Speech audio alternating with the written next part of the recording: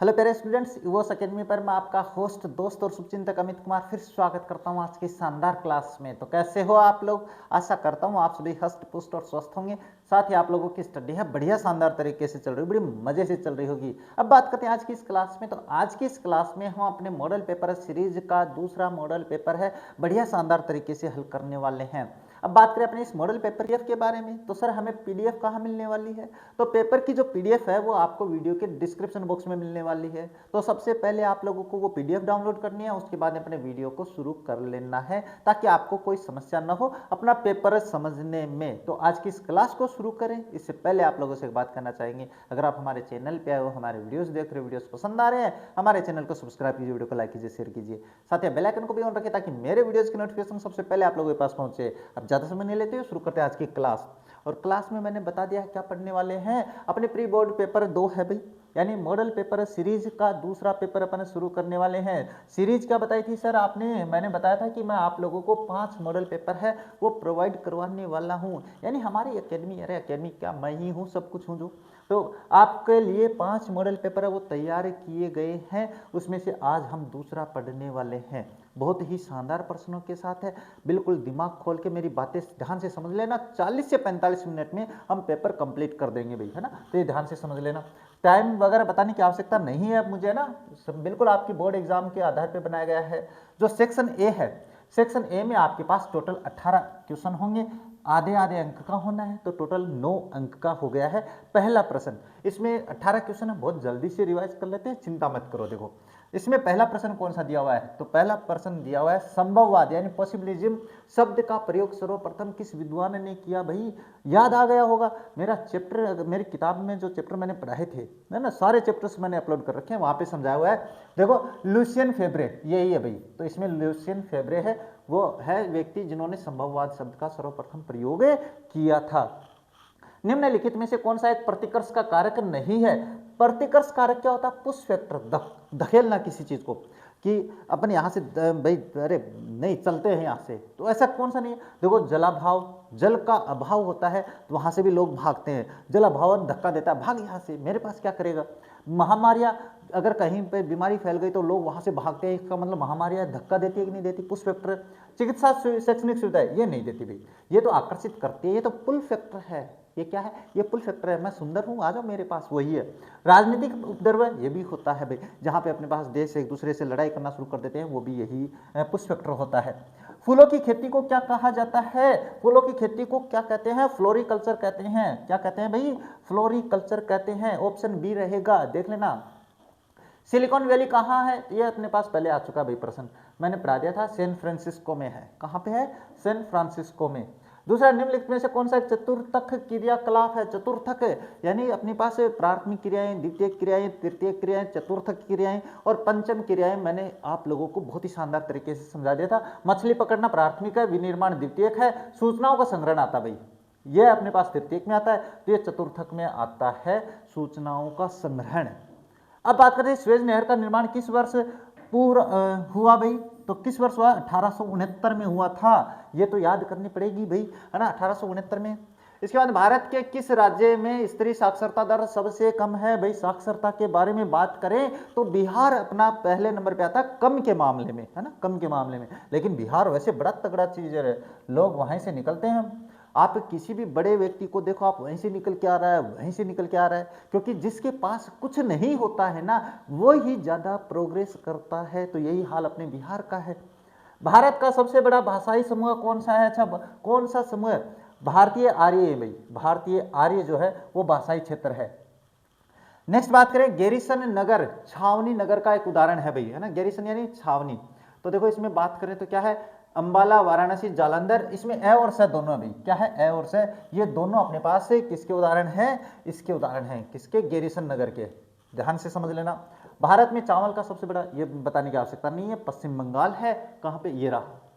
नीली क्रांति किससे संबंधित है? ये क्रांति से संबंधित प्रश्न जरूर आएंगे, तो याद रख लेना भाई, अपने पास नीली क्रांति का संबंध है मत्स्य उत्पादन से, मत्स्य पालन से, यानी मछली पालन से है।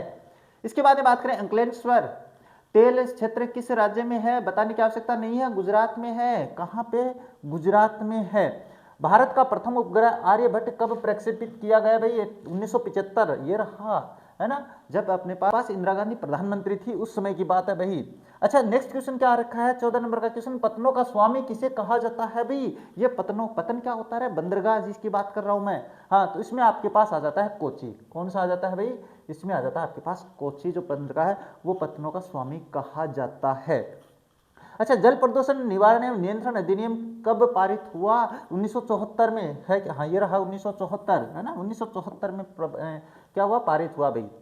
निम्नलिखित में से कौन सा एक भू आबद्ध पतन है। भू आबद्ध का मतलब होता है भूमि से सटा हुआ, अगर बात करें तो इसमें आप विशाखापत्तनम आ जाता है भाई। क्या आ जाता है, विशाखापत्तनम आ जाता है। नेक्स्ट, बोकारो इस्पात संयंत्र किस देश के सहयोग से स्थापित किया गया है। तो बोकारो झारखंड में रूस की सहायता से। कोई पूछे बोकारो कहाँ, झारखंड में, किसकी सहायता से, रूस की सहायता से स्थापित किया गया कारखाना है, संयंत्र है। मानव विकास अवधारणा का प्रतिपादन किसने किया भाई। ये बहुत ही सरल है भाई, महबूब उल हक ने। तो ये आपके 18 क्वेश्चन हो जाते हैं, जल्दी से देखो, बहुत जल्दी करते हैं उन्हें। हाँ, रिक्त स्थानों की पूर्ति करो। क्या है, आयुलिंग पिरामिड में चौड़ा आधार, यानी आयुलिंग में जब पिरामिड बनाते हैं और उसका चौड़ा आधार होता है तो वो किसका होता है, जन्म दर कैसी होती है, उच्च होती है, निम्न होती है, शून्य होती है। तो इसमें उच्च जन्म दर का क्या होता है, सूचक होता है। इसके बाद भूमध्य सागरीय क्षेत्र की कृषि के लिए प्रसिद्ध है, बहुत ही बढ़िया तरीके से समझाया था, खट्टे रसदार, है ना, खट्टे रसदार फलों के लिए, रसदार फलों के लिए भाई। तो इसमें बात करें तो इसमें अंगूर जो है ना, इसको शामिल किया गया था भाई। अंगूरों की ज़्यादा बात होती है तो यहाँ पे अंगूर की खेती ज़्यादा होती है, तो खट्टे रसदार फलों में अंगूर शामिल किया गया है। अब बात करते हैं भारत की पहली संपूर्ण जनगणना। अब देख लेना, जनगणना दो प्रकार से हुई थी। एक हुई थी 1800, अपने पास क्या 1872 में शुरू हुई थी। पहली जनगणना पूछे तो आपके पास 1872, और संपूर्ण पूरे भारत की गई थी वो 1881 में की गई थी। इसके बाद में प्रत्येक 10 वर्ष में हो रही है, लेकिन 2011 के बाद में अभी भी रुकी हुई है। सारी बात बता दी। तो इसमें संपूर्ण का नाम आ गया तो 1881 में। ओपेक का गठन किस वर्ष हुआ, तो वो आपके पास हुआ है 1960 ईस्वी में, है ना, याद रखना। गुम्फित बस्तियां मुख्य रूप से कहाँ मिलती हैं, गुम्फित बस्तियां, तो वो आपके पास डेल्टाई क्षेत्र जो होता है ना, डेल्टाई क्षेत्र क्या होता है सर, डेल्टाई क्षेत्र होता है नदी के किनारे जो डेल्टा होता है, डेल्टा नदियों का जो मार्ग होता है जहाँ पे डेल्टा अपने पास बहता है, यहाँ पे कच्ची मिट्टी उबड़ खाबड़ जमीन होती है, वो डेल्टा होता है भाई। इसके बाद भारतीय रेल को कुल मंडलों में तो 17 मंडलों में विभाजित किया गया है। वर्तमान में अपने पास 19 मंडल है भाई, है ना, वर्तमान में 19 मंडल है, आपके चैप्टर के अनुसार 17 मंडल। राष्ट्रीय जलमार्ग 2 कहाँ है, कौन सी नदी पे है, तो ये ब्रह्मपुत्र नदी पे है भाई, ब्रह्मपुत्र नदी। मैंने प्रश्न पूछा कि अपने पास क्या है, राष्ट्रीय जलमार्ग 1 कौन सी नदी पे है, तो वो आपके गंगा नदी पे है। प्रदूषित जल के उपयोग से होने वाली एक प्रमुख बीमारी अतिसार होती है। अतिसार मतलब हैजा जिसको आप कहते हो, यानी हैजा होता है प्रदूषित जल से, याद रखना। इसके बाद रालीगंज क्षेत्र के देश उत्पादन के लिए प्रसिद्ध है। ये रालीगंज नहीं है भाई, ये रानीगंज है ना, रानीगंज। और ये कोयला उत्पादन के लिए बहुत फेमस है, कोयला उत्पादन अधिक होता है। इसके बाद में विश्व का सबसे लंबा रेल मार्ग, ये ट्रांस साइबेरियन रेल मार्ग है जो रूस में है भाई, तो ये यहाँ पे कर लेना, ट्रांस साइबेरियन रेल मार्ग रूस में। ये हो जाते हैं आपके पास रिक्त स्थान वाले। इसके बाद में 3 नंबर का जो क्वेश्चन है वो आएगा अति लघुत्रात्मक, तो बहुत ही सरल है, कोई ज्यादा टफ नहीं है, तो जल्दी जल्दी इसको भी कर लेते हैं। देखो, एंथ्रोपोजियोग्राफी पुस्तक के लेखक कौन है, एंथ्रोपोजियोग्राफी के लेखक, तो इसमें बात करें तो फ्रेडरिक रेटजेल है भाई। कौन है, फ्रेडरिक रेटजेल। प्रवास के 2 सामाजिक परिणाम लिखिए भाई। सामाजिक परिणामों की बात करें तो देखो, संकीर्ण अपने पास पहला विभिन्न संस्कृतियों का सम्मिश्रण होता है और संकीर्ण विचारों में परिवर्तन आता है और नए विचारों का प्रसार होता है, ये इसके परिणाम होते हैं। इसके बाद विनिर्माण का शाब्दिक अर्थ वही हाथ से बनाना होता है, लेकिन आपको लिखना क्या, विनिर्माण का शाब्दिक अर्थ है हाथ से बनाना, हालांकि वर्तमान में इसमें मशीनों द्वारा उत्पादन भी शामिल है, ये याद रखना। अच्छा, अंकीय विभाजक आईसीटी से संबंधित है भाई। तो देखो, सूचना और संचार प्रौद्योगिकी आईसीटी तक पहुंच और उसके उपयोग के मामले में विकसित और विकासशील देशों या क्षेत्रों के बीच अंतर को अंकीय विभाजक कहते हैं। थोड़ी सी बात ध्यान में रखना भाई, है ना। इसके बाद में बात करें, भारत में उच्चतम जनसंख्या वृद्धि दर वाला दशक कौन सा था, यानी जब अपनी जनगणना हुई थी तो वहां पे बम्पर अपने पास वृद्धि हुई थी, तो 1961 से 1971 का दशक था। क्यों था, क्योंकि उस समय अपने पास क्या है, जन्म दर बढ़ रही थी, अपने पास चिकित्सा सेवाओं का विकास हो रहा था तो मृत्यु दर कम हो रही थी, इसीलिए वो अपने पास क्या है सबसे ज़्यादा वृद्धि वाला था। अब अपने पास ऋणात्मक आई ऋणात्मक नहीं हुई थी, थोड़ी कम हुई थी, अपने पिछले दशक से कम हुई थी 2011 के दशक में। अच्छा, परकीर्ण बस्तियां किन क्षेत्रों में पाई जाती हैं? देखो, ऊंची पहाड़ियों, पर्वतीय क्षेत्रों और मरुस्थलीय क्षेत्रों में जहां दूर दराज बिखरे होते हैं ये परकीर्ण होता है भाई।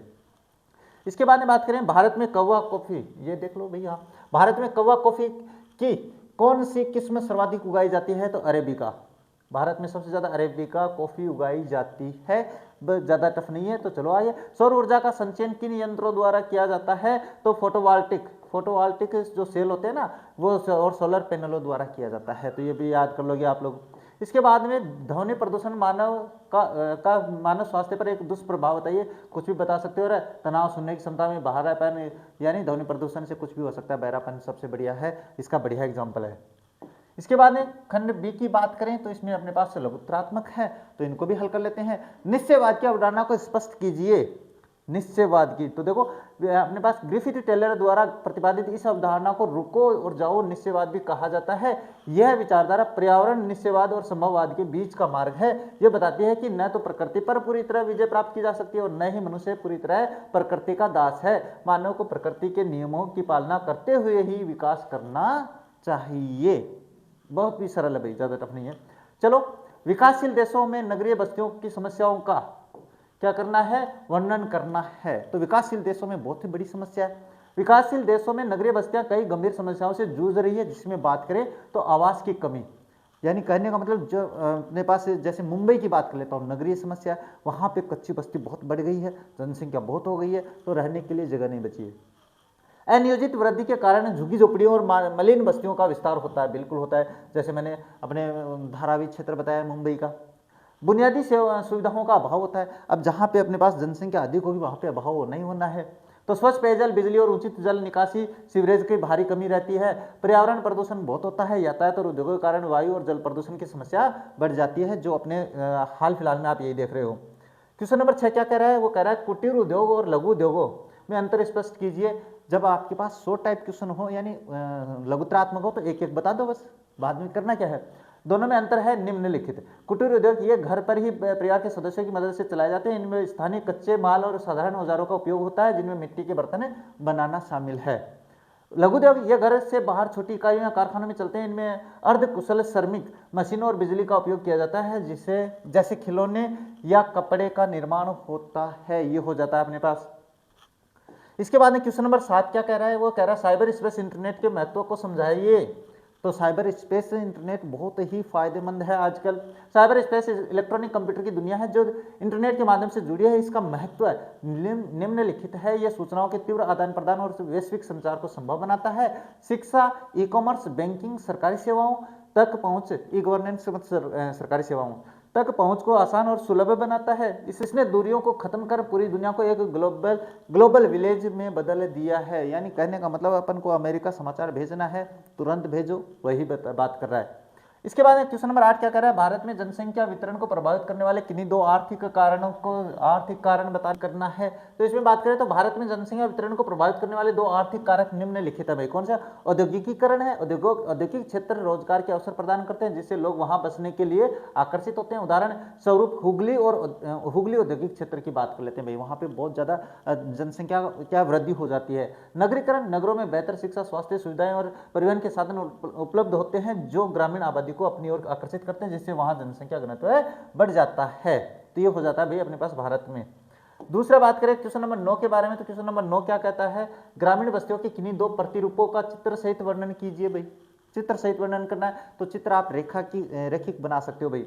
रेखिक प्रतिरूप, यह बस्तियां सड़कों, रेल मार्गों, नदियों, नहरों के किनारे विकसित होती है, जहां घर एक पंक्ति में बने होते हैं। तो एक पंक्ति नुमा घर बना सकते हो, नहीं बनाने की कोई आवश्यकता नहीं है। एक बार तो मैं ऐसे ही समझा देता हूँ। आयताकार, ये पैलान जो मैदान होते हैं वहां पे होते हैं, जिसमें चौकोर घर बना लेते हैं अपने। तो ये क्या है? ये बस्तियां समतल मैदानी क्षेत्रों में पाई जाती है, जहां सड़कें एक दूसरे को समकोण पर काटती है और घर आयताकार रूप में बसे होते हैं।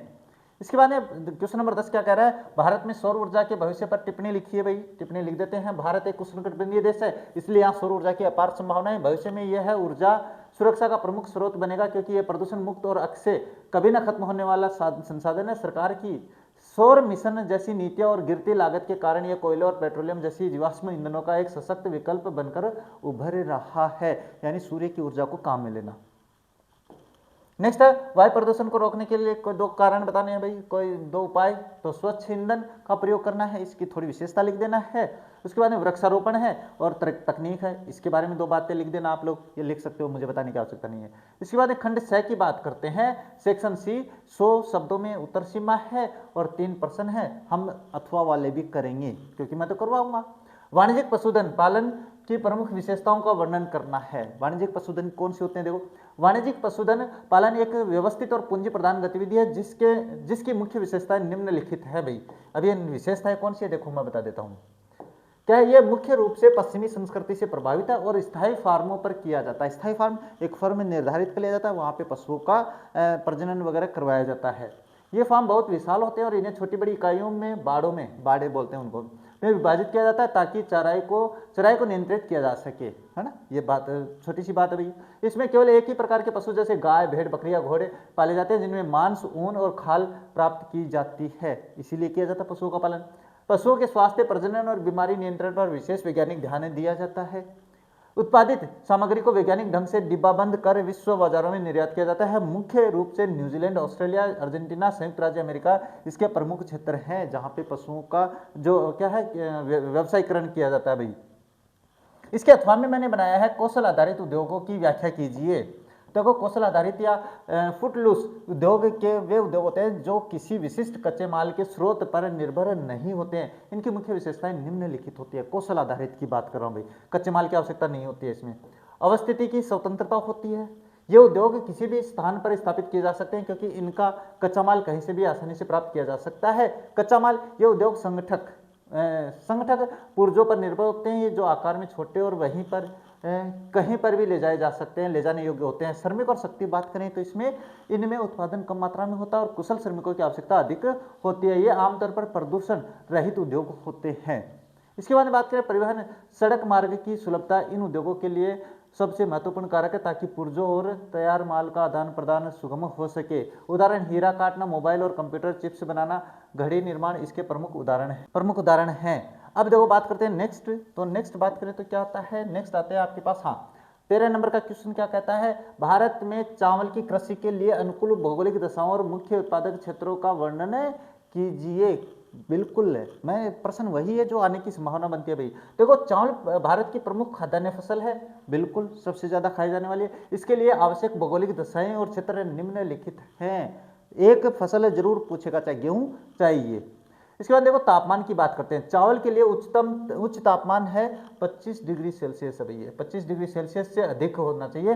बोते और बढ़ते समय तेज धूप की आवश्यकता होती है। अच्छा इसमें ये क्या है, इससे बारिश 100 सेंटीमीटर, 100 यानी 100 सेंटीमीटर बारिश से अधिक वर्षा की आवश्यकता होती है। कम वर्षा वाले क्षेत्रों में सिंचाई के माध्यम से इन्हें उगाया जाता है। मिट्टी की बात करें, गहरी उपजाऊ जलोढ़ या चिकनी मिट्टी इसके लिए सर्वोत्तम होती है जो पानी किसको अधिक समय तक रोक सके, ये होता है। बात करें उत्पादक राज्य क्षेत्र तो भारत में पश्चिम बंगाल सबसे बड़ा उत्पादक राज्य है, ये ऐसे ही है, कुछ नहीं है। इसके अलावा उत्तर प्रदेश, पंजाब, हरियाणा, आंध्र प्रदेश, छत्तीसगढ़ और तमिलनाडु के डेल्टाई क्षेत्रों में चावल की खेती प्रमुखता से की जाती है। ये हो जाता है चावल के लिए।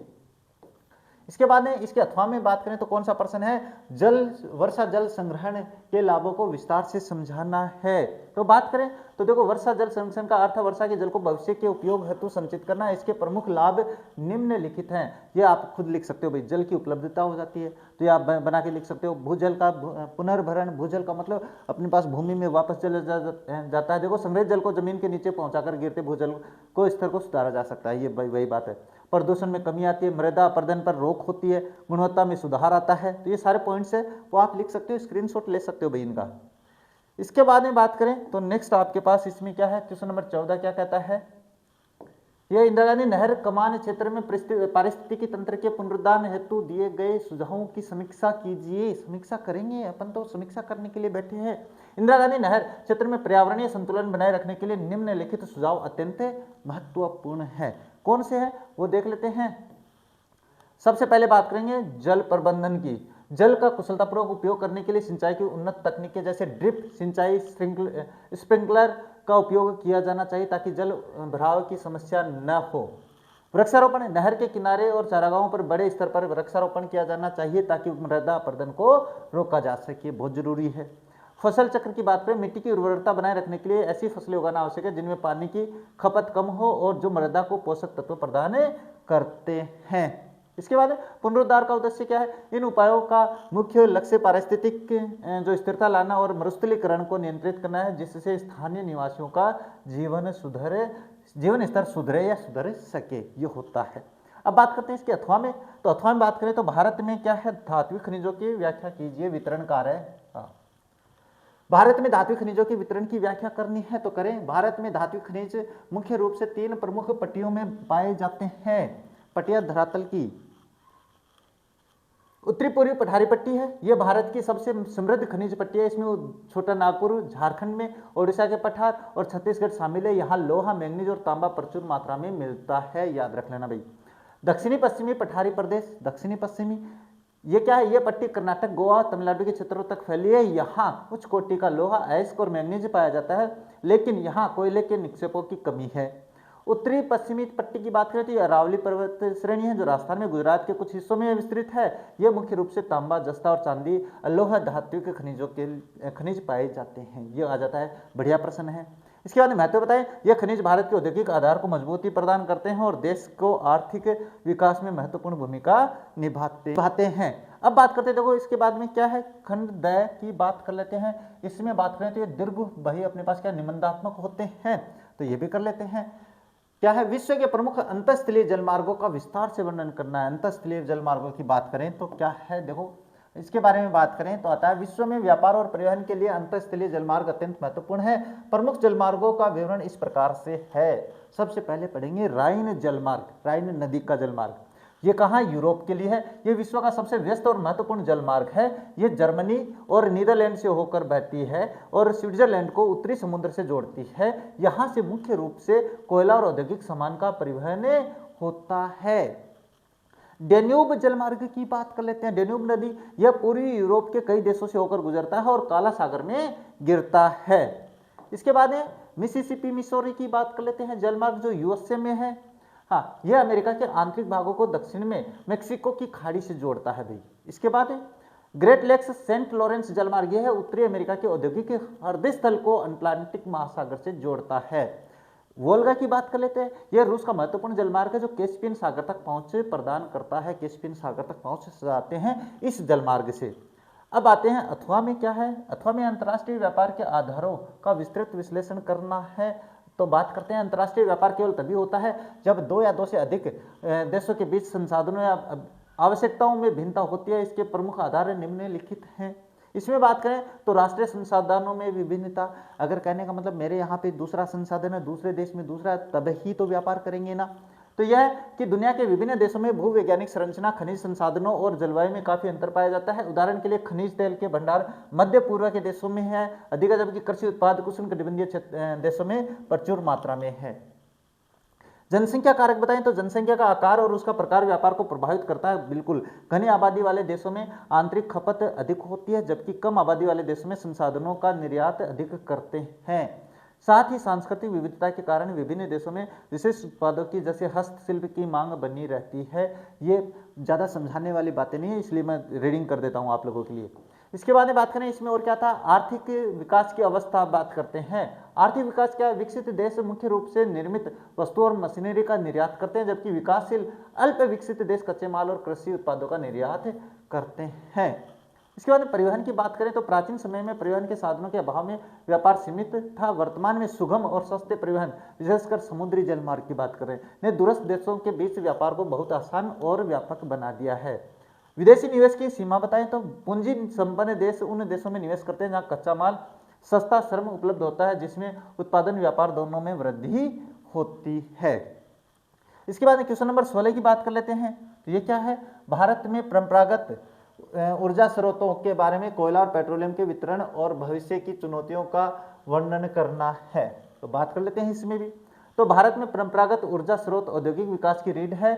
इनका वितरण और चुनौतियां निम्नलिखित हैं। ये होता है, इसके बाद में बात करें तो सबसे पहले बात करते हैं कोयला वितरण के बारे में। तो कोयला क्या है, भारत का अधिकांश कोयला गोंडवाना श्रेणी का है। यहाँ मुख्य रूप से झारखंड, यह है मुख्य रूप से झारखंड, झरिया, बोकारो, पश्चिम बंगाल, राजनीगंज, उड़ीसा और छत्तीसगढ़ में पाया जाता है। टर्शियरी कोयला असम और राजस्थान में क्षेत्रों में मिलता है।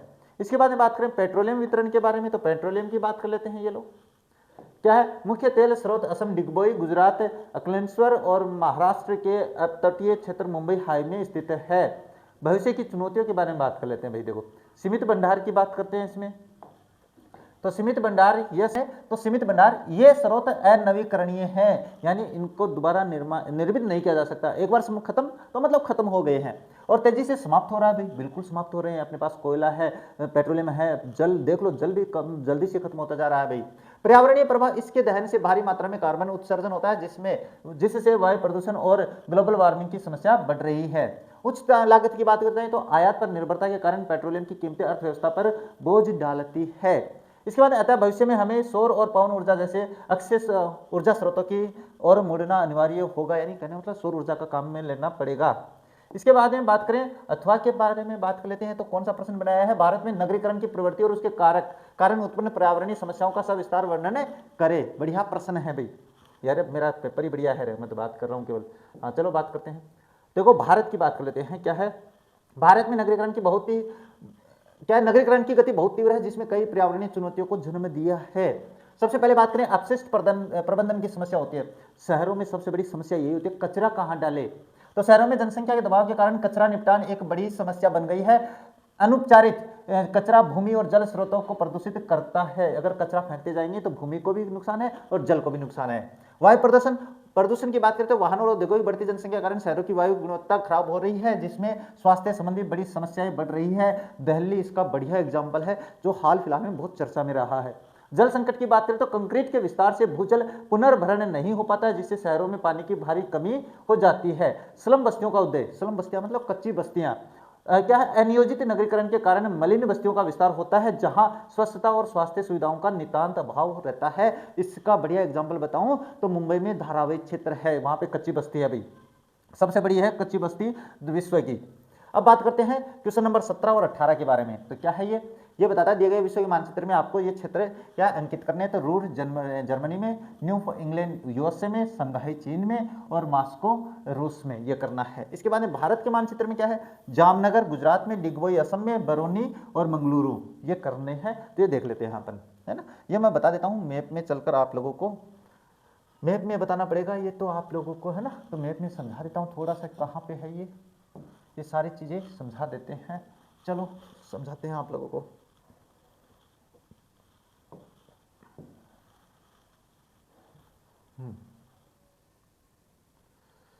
चलो सबसे पहले देखते हैं कहाँ थे अपन, वो थे अपने पास, कहाँ, ये रहा। यहाँ पे सबसे पहले बात करते हैं जर्मनी के बारे में। रूर जर्मनी, न्यू इंग्लैंड और संघाई और मॉस्को प्रदेश कहाँ पे है। तो ये आपके पास चलते हैं यहाँ पे अपने, कहाँ पे गया भाई ये क्या, हाँ ये रहा। इसमें चलें तो सबसे पहले बात करते हैं जर्मनी के बारे में ना, करते हैं अपने पास जो क्षेत्र है उसके बारे में। तो पहला कौन सा है, पहला है रूर जर्मनी। ये कहाँ पे आता है, तो रूर जर्मनी आपके पास, आपको विश्व का मैप देखना है। विश्व के मैप पे बात करें तो आपके पास यहाँ पे ये रहा जर्मनी, देखो ये छोटा सा ग्रीन ग्रीन दिखाई दे रहा है ना। तो यहाँ पे आपको क्या कर देना है, रूर क्षेत्र यहाँ पे। अब आप जाहिर सी बात है रूर नाम तो आएगा नहीं, तो आपको क्या कर देना है, जर्मनी जो है ना, जर्मनी इसमें आप ऐसे मार्क करके और वहाँ पे कर सकते हो। तो ये विश्व मैप में आपके जर्मनी कहाँ पे, ये देखो इंग्लैंड की तरफ चलेंगे तो ये देखो अपने पास ये रहा जर्मनी, है ना, बर्लिन जर्मनी, ये रहा सारा कुछ। तो यहाँ पे अपन दिखा देंगे। दूसरा बात करें तो दूसरा कहाँ है, न्यू इंग्लैंड यूएसए। ये न्यू इंग्लैंड है वो यूएसए में है भाई। यूएसए के कुछ जो क्षेत्र है उनको मिला के बनाया गया है, तो उसके बारे में बात कर लेते हैं। यूएसए में कहाँ पे, तो वो बता देता हूँ मैं ना। जो क्षेत्र है ना यूएस अपने पास क्या है, न्यू इंग्लैंड वाला क्षेत्र जो है वो कहाँ पे है। तो जो अपने पास पहले बार बता देता हूँ, पूरा मैप देख लो आप। ये अपने पास यूएसए, उत्तरी अमेरिका ये रहा ना, ये उत्तरी अमेरिका जो है ना, यहाँ पे बात कर रहा हूँ मैं यहाँ पे। तो इसका कौन सा क्षेत्र है जो आपके पास इसमें शामिल होता है, तो इसका ये जो क्षेत्र है ना, ये जो क्षेत्र है, ये जो क्षेत्र है वो इसको शामिल करता है। तो आप यहाँ ऐसे अंकित कर दोगे तो कोई फर्क नहीं पड़ने वाला है, कोई नहीं देखेगा। अगर आप लोगों ने थोड़ा यहाँ कर दिया तो भी सही है, यहाँ कर दिया तो भी सही मानेगा, है ना। तो ऐसे घबराने की आवश्यकता नहीं है कि यहाँ पे कौन सा आएगा सर, संघाई चीन कहाँ पे है? तो संघाई चीन की बात करें तो ये तो चीन की तरफ है भाई, चीन के पूर्व की तरफ है, पूरा लास्ट तक में जाता है। तो चीन कहाँ पे? ये देखो अपने भारत के बिल्कुल टच में है।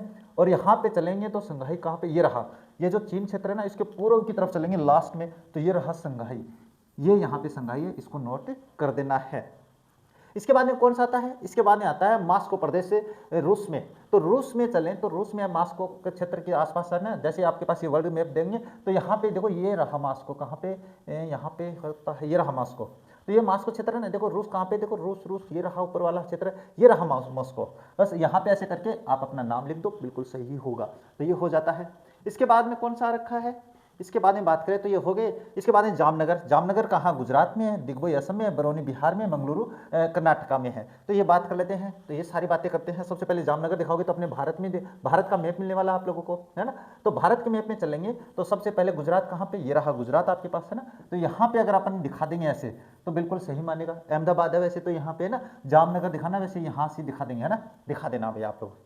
इसके बाद दूसरा था डिगबोई, है ना। तो डिगबोई आपके पास असम में है, तो असम में चलते हैं। तो असम कहाँ पे आप लोगों के पास? यहाँ से आता है अपने पास असम, ये जो ग्रीन वाला दिख रहा है ना यहाँ पे, यहाँ से आता है डिगबोई। तो यहाँ पे डिगबोई दिखा दो। अब डिगबोई यहाँ पे और यहाँ पे निशान लग गया तो गलत हो जाएगा ना, कोई गलत नहीं करने वाला है, चिंता मत करो। इसके बाद क्या था अपने पास? इसके पास था बरौनी, बिहार में है। तो बिहार अपने इस क्षेत्र में वगैरह क्षेत्र वाला है ना, यहाँ पे आप दिखा दो। और पटना के आसपास भी दिखा दोगे तो कोई गलत नहीं करने वाला, क्योंकि बिहार क्षेत्र नाम तो लिखेगा नहीं अगला, तो नाम नहीं लिखेगा तो अपने बिहार में दिखा देंगे तो बिल्कुल सही होने वाला है। इसके बाद में आपके पास मंगलुरु, मंगलुरु कहाँ पे है? ये अपने पास भारत के दक्षिण में कहाँ पे? ये बेंगलुरु जो दिखा है ना, यहाँ अपने पास यहाँ पे दिखा देंगे तो यहाँ पे हो जाएगा, ये रहा आपके पास ये क्षेत्र। तो यहाँ पे अपन अंकित कर देंगे तो अपना जो मैप है वो हो जाता है। और मैप के लिए आपको क्या है, पूरा वर्ल्ड का मैप है ना, एक बार देख लेना है। और इसके बाद में आपको क्या है, अपनी तैयारी करनी है, एक बार भर के जरूर देखना है जो मैंने स्थान बताए हैं, क्योंकि पक्का आएंगे आप लोगों के 100% है। तो अब अपना जो क्या है क्लास, वो जो पेपर था अपना सारा ये कंप्लीट हो गया भाई, है ना। और अब इस पेपर में मुझे लगता है कि आप लोगों को आसानी से समझ में भी आ गया होगा। तो आज अपने जो मॉडल पेपर सीरीज चल रही थी 5 पेपर्स की चल रही है ना, उसमें दूसरा मॉडल पेपर कंप्लीट हो चुका है। तो इस पेपर को आपको ढंग से याद करना है। पीडीएफ के लिए मैंने बता दिया है कहाँ से डाउनलोड करनी है, या तो आप लोगों ने कर ली होगी, नहीं करी है तो भी आपको पीडीएफ जरूर डाउनलोड करनी है, उसका प्रिंट अवश्य निकाल लेना है। तो बस आज की इस क्लास को यहीं पर कंप्लीट करते हैं और मिलते हैं आप लोगों से अपनी नेक्स्ट क्लास में। तब तक देखते रहे हमारे चैनल। जय हिंद, जय भारत।